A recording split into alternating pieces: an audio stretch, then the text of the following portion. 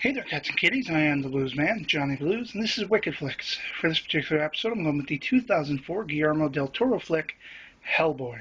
Now, of course, this is actually the three-disc sort of huge hulking director's cut, and I definitely recommend it, but I'm actually just going to be talking about the film for the most part.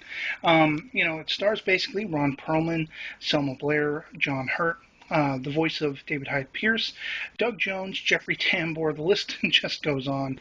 And it's a really great movie. Primarily tells the story of Hellboy. This is, of course, based on the Dark Horse Comics character.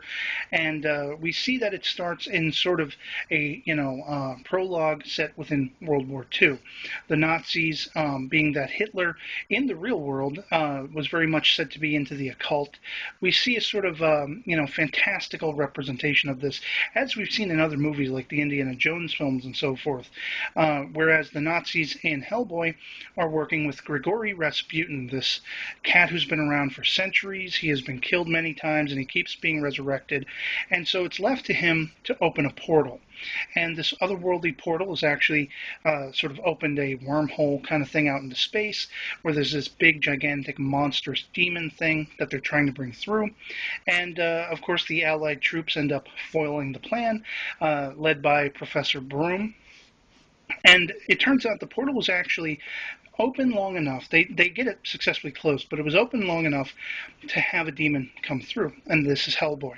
They find him as a little baby, and it's left to Professor Broom to kind of raise him. And they create this, sort of police force of paranormal things. It's basically called the Bureau of Paranormal Research and Defense, and located, of all places, in New Jersey. How fitting. And I can say that because I grew up there.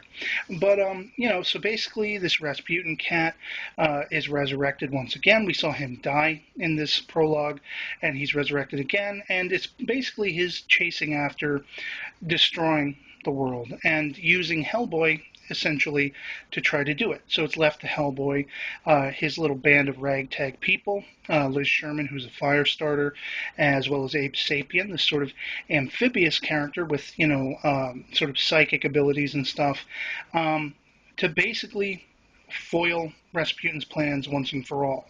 And there's some differences between the comics characters and the movie characters. Like, there's a romance, actually, in the film, which apparently was not from the comics between Hellboy and Liz Sherman and stuff like that, which I think just makes it that much more interesting. But I love a lot of the creature effects in this film. There is some CG in it, but there's a lot more practical effects than most films these days. And Ron Perlman is just awesome as Hellboy. So, if you haven't seen it, I definitely suggest you check it out. There's also a sequel, which is equally awesome. And, I'd love to hear from you either way. So that's going to be it for me, and I'll catch you later. Peace.